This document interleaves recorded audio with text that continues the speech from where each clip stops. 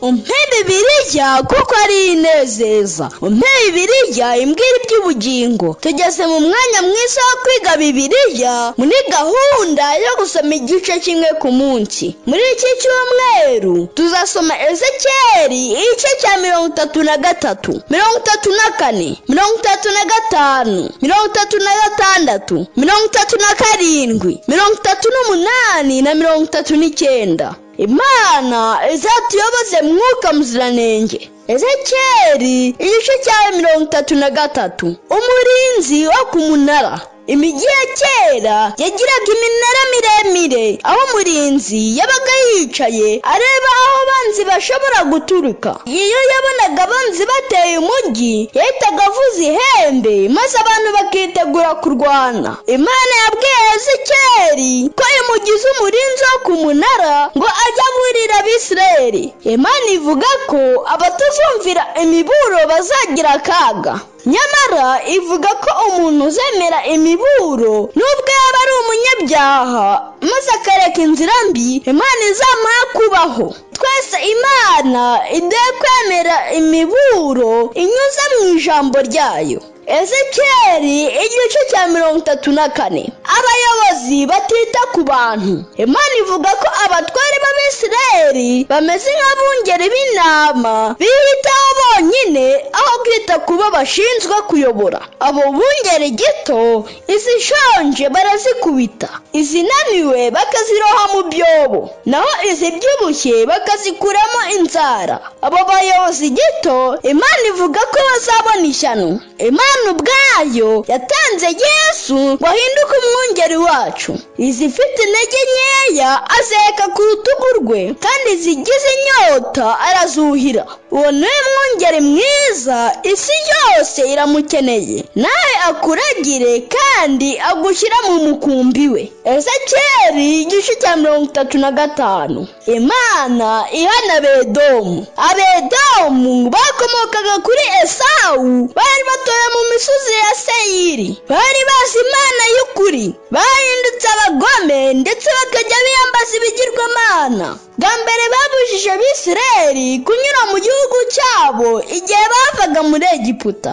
Ku ngoma ya Sawuli, Salomo, Yehoshafati, Yehoramu na Ahaziya, Abedomu bahoraga bashotora Abisirayeli. Barwanije Abisirayeli uhereye kera. Bahoraga bavuga ko bazigarurira ibihugu byabo. Hari abantu muri iki gihe bagira urwango rudahagarara, bagahora bagambirira kugirira nabi abavandimwe babo nk'uko Abedomu babikoraga ku Bisirayeli. Abisirayeli bahoraga bafite ubwoba ko batazagira amahoro bitewe n'Abedomu. Imana y'urukundo ntiyishimira umuntu uhungabanya kwizera n'umutekano w'abantu bayo. Imana yahisemo guhagurukira Abedomu kugira ngo imitima y'Abisirayeli igire ihumure. Imana iturinde kugambirira ibibi ku bandi, ahubwo twese duhana amahoro n'ihumure hagati yacu.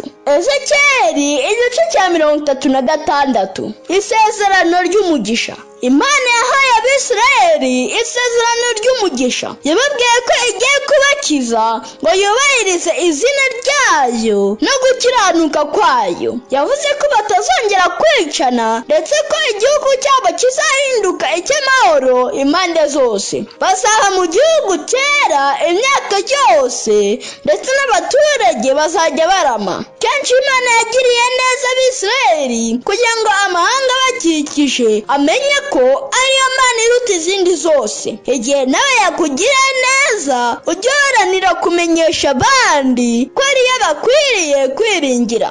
Ezekiyeli igice cya 37. Ikibaya kirimo amagufwa.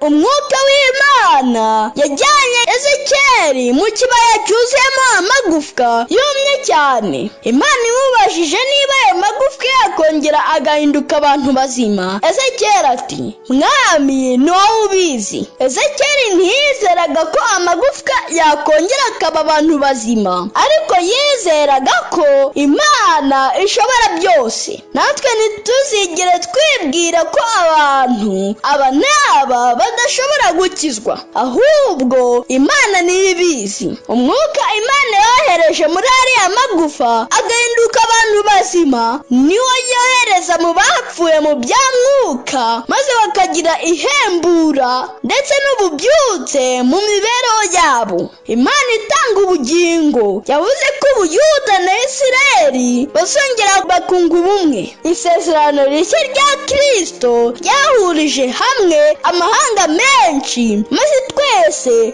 tuba umukumbi umwe w'abacunguwe. Ezekiyeli igice cya 38. Gogi wo mu gihugu cya Magogi. Gogi agenwa n'umwami wo mu majyaruguru uzazana ingabo nyinshi agatera Ubuyuda.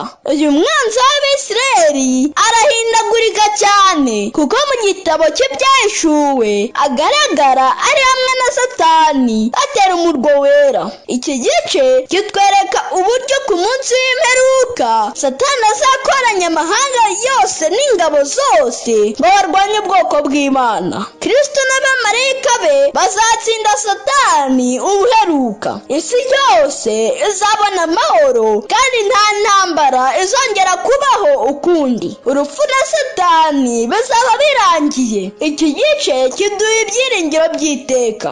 Ezekiyeli igice cya 39. Imiburo yerekeye Gogi. Ezekiyeli yarongeye asubiramo inkuru ya Gogi w'Imagogi. Ni inkuru yerekeza ku munsi Satani azatsindwa burundu, maze ibyaremwe byose bikabona amahoro. Ibisiga n'inyamaswa zo mu ishyamba bizarya imirambo n'amafarashi n'abayagenderaho. Ibyo bisiga kandi bizanogora amaso y'abasirikare bakomeye ndetse bitanywa amaraso y'abami n'abategetsi. Imana izagarura Abisirayeli bagereranywa n'ishyanga ryera, kandi ntibazibuka imibabaro ya kera. Umunsi w'Uwiteka uzaba ukaze cyane, kandi uzaba ari mubi ku nkozi z'ibibi. Nubwo hazaba ibyago ahantu hose, uriya munsi uzaba ari umunsi w'amahoro menshi ku bizera bose. Ndagusabira ngo kuri uriya munsi tuzabe turi ku ruhande rwa Kristo. Muri iki cyumweru cyose Imana izakuyoboze Mwuka Muziranenge. Umpe Bibiliya imbwira iby'ubugingo, umpe n'amagambo Yesu yavuze. Tugeze mu mwanya w'ibibazo. Icya mbere, umurinzi wo ku munara yabaga ashinzwe iki? Cya kabiri, ni iki Imana yahaniye Abedomu bakomoka kuri Esawu? Icya gatatu, intambara ya Gogi w'Imagogi izaba ryari? Imana ibahe umugisha.